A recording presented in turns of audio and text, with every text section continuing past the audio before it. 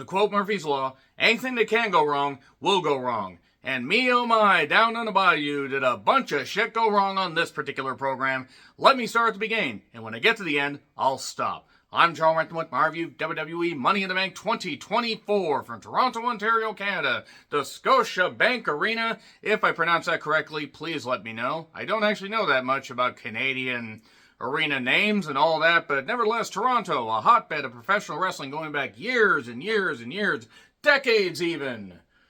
And Jesus goddamn Christ, this show was fucking snake bit. The crowd was hot, and they willed this show to the end. And boy, WWE talents did everything they could to drag this thing into the abyss. Zoe Stark was giving herself further CTE, just like she got when she was setting up ladders to help the Egyptians build the pyramids back in the ancient times.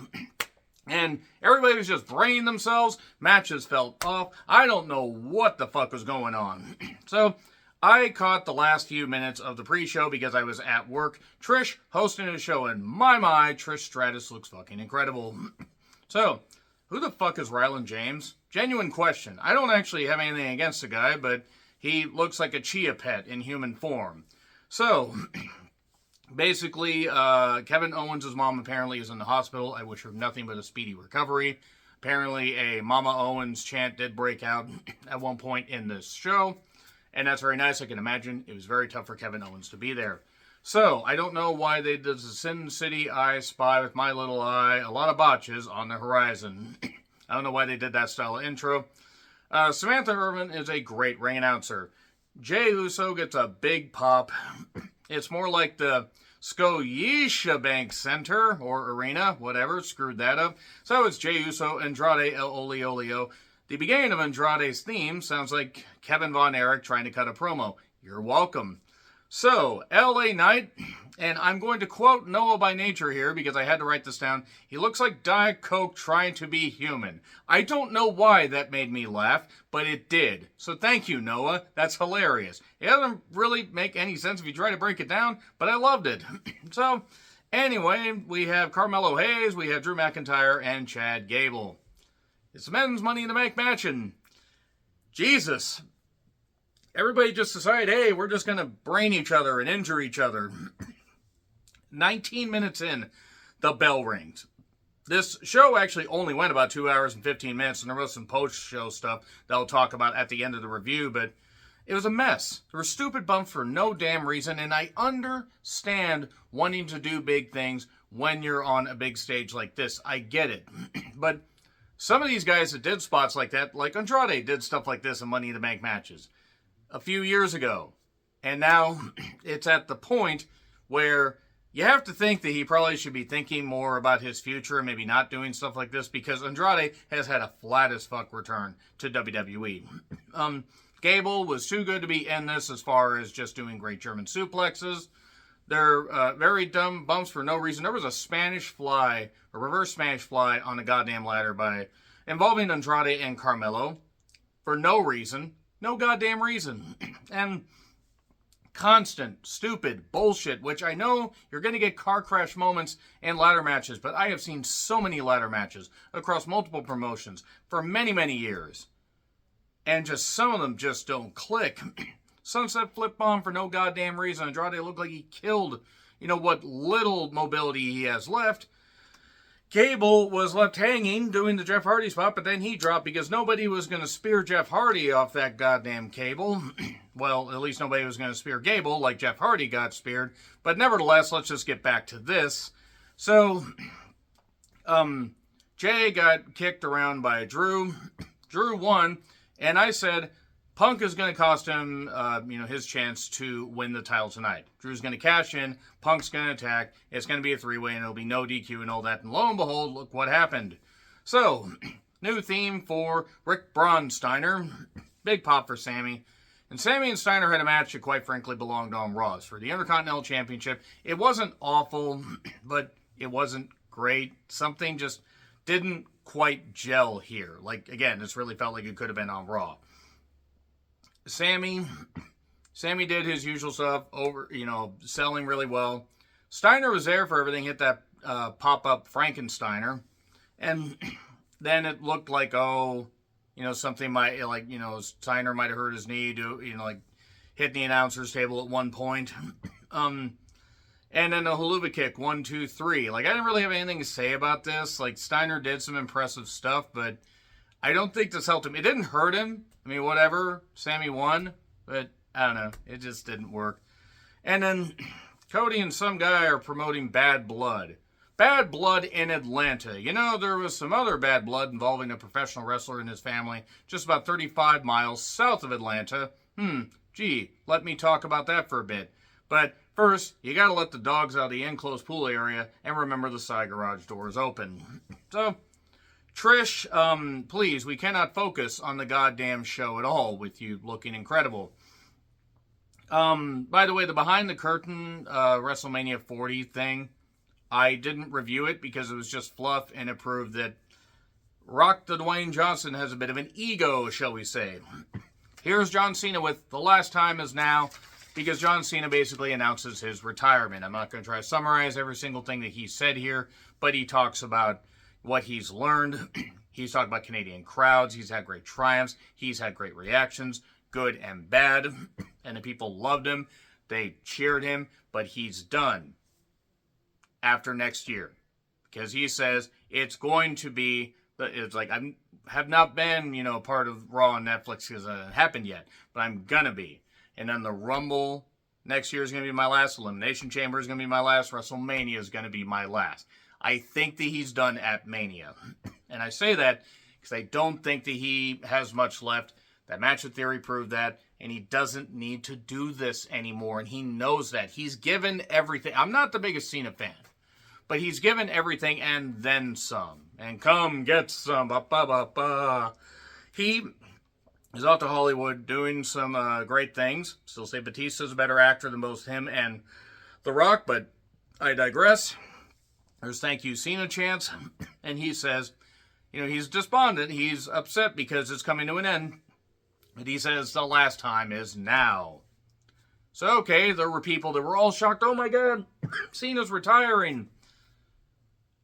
I mean, I'm not trying to be a dick. If you're upset that he's retiring, okay, I get it. Guys, he's basically been part-time even more than just, part-time, practically sporadic. I mean, he's barely been around because he has movie commitments. Also, his body is breaking down. This was going to come. It's amazing that he's going to stick around any longer with Big Red.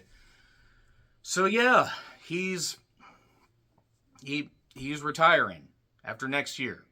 And also good on him. He wants to do this stuff. He's giving us an Eras Tour run. So, Judgment Day, Treehouse Club stuff, they're turning on him tomorrow, or not tomorrow, but Monday on Raw. Possibly, maybe, we'll see.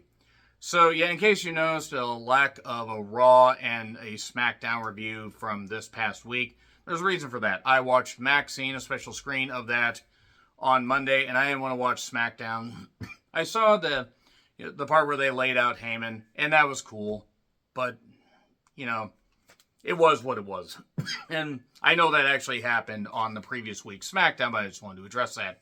So Rollins took on Priest for the secondary World Championship. If Rollins loses, he cannot challenge as long as Priest is champion, and if Priest loses, he must leave the Judgment Day. So yeah, Priest had Mortis-style gear, shrieking Chris Canyon noises, who betta. And when will Drew cash in? Because both guys kept looking, and they kept hitting big moves. Something felt off. Seth came back way too soon is what I noted. Way, way too soon. He is beat up and he needs to take care of himself. I understand that he really wants to push hard, but still. He has his future. Think about his future outside of wrestling. So there was a point where they did the Falcon Arrow, and basically it was a production botch because Drew's music was supposed to hit before the 3 count. It didn't, and Priest didn't kick out. And the crowd was like, that was 3, because the ref had to stop, basically, because, oh, shit. So good job, production team. That was really good. So, Drew comes down a bit later and is going to cash in. So it's a triple threat, and he beats him up, and then suddenly, here's CM Punk. And earlier, when Drew McIntyre made his entrance, there were massive CM Punk chants, and that was actually pretty good. And the crowd actually has been on fire for most of the night. So then he hits him with a chair multiple times. He chokes him with a cable and just does all this stuff. And and he grabs the title and clobbers Drew with it. And then Priest hits South of Heaven. 1, 2, 3. So Seth can't challenge for the title as long as Priest is champion.